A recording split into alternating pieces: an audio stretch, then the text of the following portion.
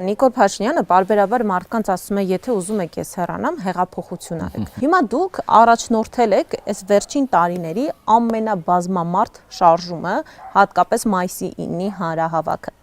Հիմա դուք դարձյալ այդ հնարավորությունը տեսնում եք նման շարժման, այսինքն ժողովուրդը իսկապես կարող է դուրս գալ պայքարի։ Միանշանակ այո։ Նախաձեռնող է պետք։ Ես ոչ միայն համոզված եմ եւ ոչ միայն վստահ եմ, այլև խորքային հավատում եմ, որովհետեւ ճանաչում եմ ժողովրդին։ Որովհետեւ այդ ժողովուրդը ինձ օտար չի։ Ինչպես ես ապրում եմ, վստահ եմ առավել քան ինձնից ավելի 100 անգամ ավելի մեր ժողովրդի հայրենատեր հատվածն է ապրում։ Ովքեր փորձել են ներառյալ մենք փողոցային պայքարի խաղաղ անհնազանդության միջոցով հեռացնել,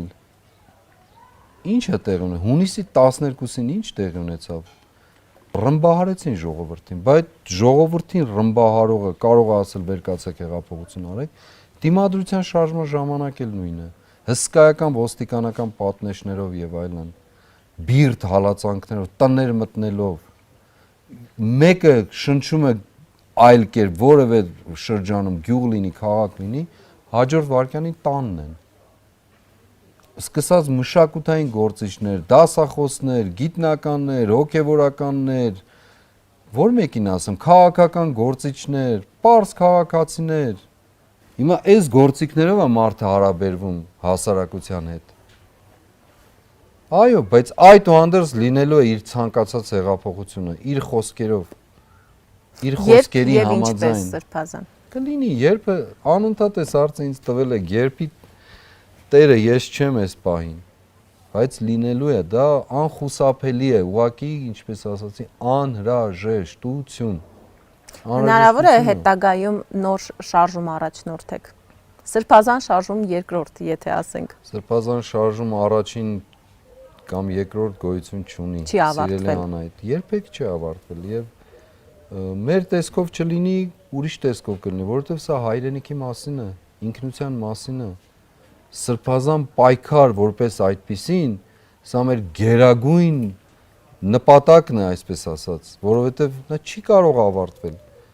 Որևէ պայքար չարիքի իշխանությունից ազատագրվելու համար սրբազան է։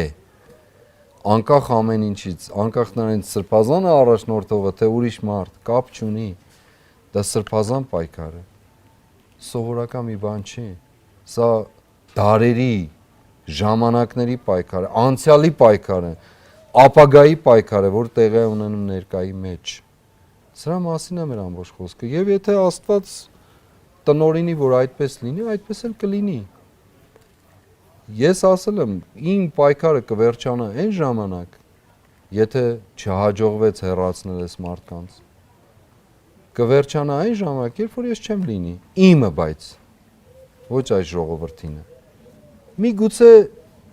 իմ չեղած ժամանակ էլ շարունակվի իմ միջոցով ինչ-որ կերպով,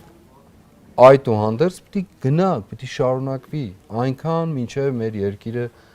լիակատար ազատություն չունի։ Պետք է ունենա ազատություն, սա մեր գերագույն կոչումն է։